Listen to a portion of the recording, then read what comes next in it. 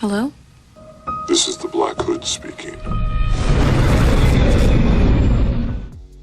It shows the total panic of what this regime has force-fed the American people for the better part of the last, well, my entire lifetime, actually.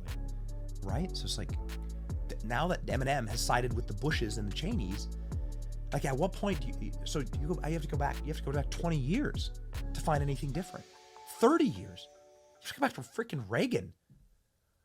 Like a Bush, a Clinton, and Obama, and now Biden are all the continuation of the same thing, the same ideology.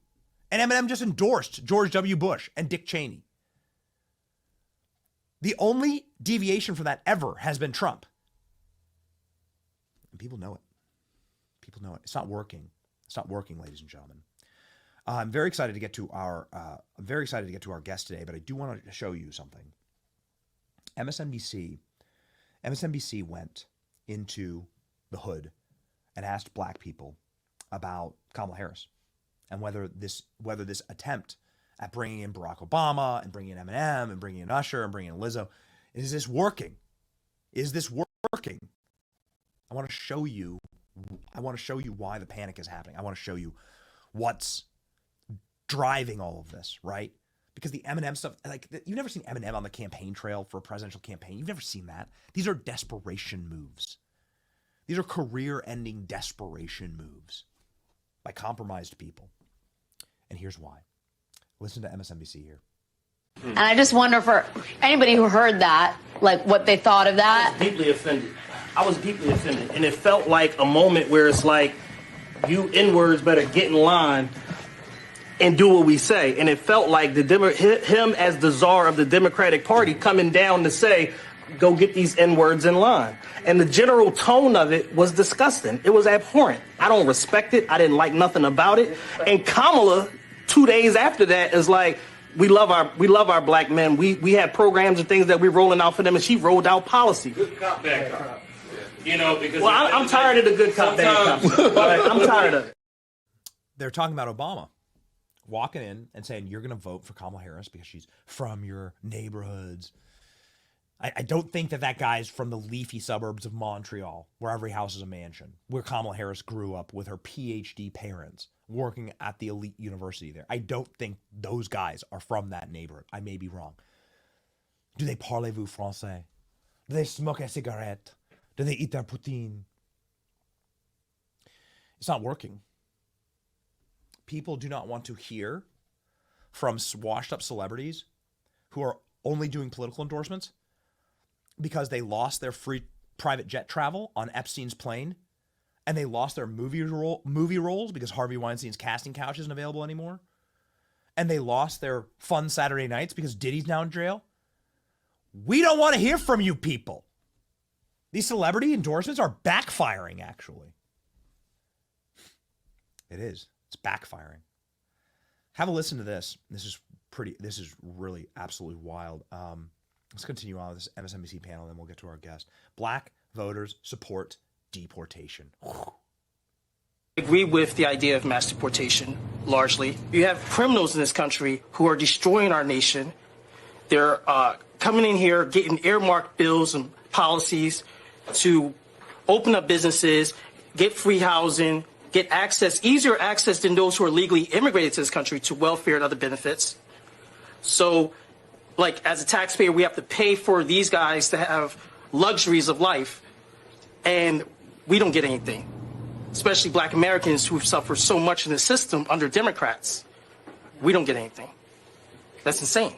You talked about Springfield, Ohio, and the whole thing with the fluff talk of, grabbing the soundbite about Haitians or whatever is eating cats and dogs. Y'all trying to change the narrative of what he's really talking about.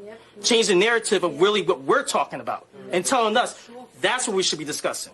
No, this is what we're discussing. This is America. And this is what America is about and what we're discussing. Bro, when are you running for office? Can I support your campaign? Let me know where I can donate, pal. When's that guy running for office? What a G. Yeah, you're right. You try to make it about eating cats and dogs? By the way, that's a banger. It's a song of the summer.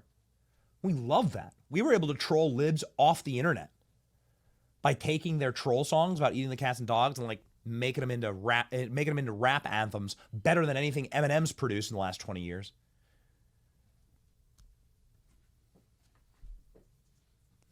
Black voters on Donald Trump. Last clip. Here we go. And this was broadcast live on MSNBC. And I got to tell you, you'll never find me complimenting these people, but at least they're airing the truth here. They're steeping it, of course, in their own bias. But I respect going out into, touching grass, going out and finding out what actual Americans believe. Because if you ask actual Americans, black, white, purple, if life's gotten better or worse for them in the last 4 years, here's the answer you get. It just happens to come from a black American saying, no, man, Trump's the only way. I believe Trump is going to win because, first off, when people say bad things about him, where does that affect us down here? That doesn't affect our neighborhoods. It has never affected our neighborhoods. We don't even get to see half the things that go on that level. We know that he's going to win because he is the best for America. He's worried about our economy. The crime is high. Yeah. The violence is high. The schools are bad. Yeah. We can go on and on. Where Democrats have been in charge for 40 years. We're voting for Donald Trump unequivocally. Period. No one else is going to persuade us. We 2 weeks out, and we won't sleep until November the 6th. What are your feelings, and let me start with the women here, about Kamala Harris? She's a woman of color. I'm not putting her down because of that, and I'm not putting her down because she's a woman. I'm not a feminist, so I'm sorry. But at the end of the day, I don't think that she has the personality. I don't think that she has what it takes to go up against Putin and go up against these other presidents that are built for this. I don't want to be scared because my president is scared. I want my president to feel secure and manly and about it. We brought up gender, right? Like, do you think it matters that she's a woman and people aren't comfortable having a woman in a top leadership role? No, I don't think that, because most men, they love their mothers. They love their wives. So as a woman, most men, they respect the woman. But she just don't have the qualification or the education to really run America because she don't have the experience. She don't understand our struggles. And for me to believe you for another 4 years, you're crazy. Right. Like, you're crazy. You're saying the same thing that you said 4 years ago. So the fact that she's the vice president That's to just you the is bottom line. You're like, you've been here, you've had a chance. Yes. Oh, man, I love that energy. We're going to Atlanta right after the show. We're so excited to... I'm going to catch that energy, okay? We're going to catch it. We're going to Atlanta. We're going to... Why not? We're gonna go give away MAGA hats. We're gonna go give away a bunch of MAGA hats. We're gonna do it in Fulton County at the jail if they want to put Trump in. We're gonna give away T-shirts with Trump's mugshot on them. These are predominantly black neighborhoods, and we're gonna have our final troll of Fannie Willis. We've been wanting to do this for a while. So get ready. Get ready. We're going to Atlanta with a plan after the show today. Believe that. Oh, baby.